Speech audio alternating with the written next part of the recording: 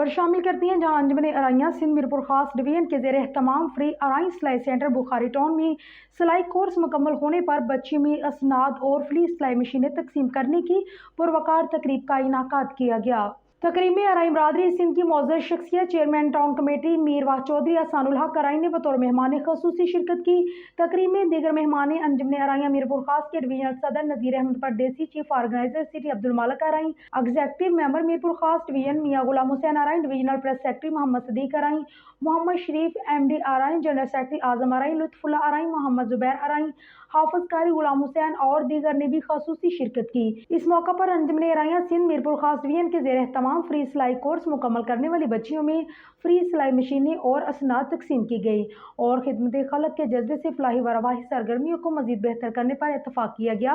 इस मौका पर अंजुमन अराइयां मीरपुर खास डिवीजन के सदर नज़ीर अहमद परदेसी का मीडिया से कहना था कि अंजुमन अराइयां सिंध ने आवाम की बेहतरी में जो खिदमत सर अंजाम दी हैं वो किसी से ढकी छुपी नहीं है।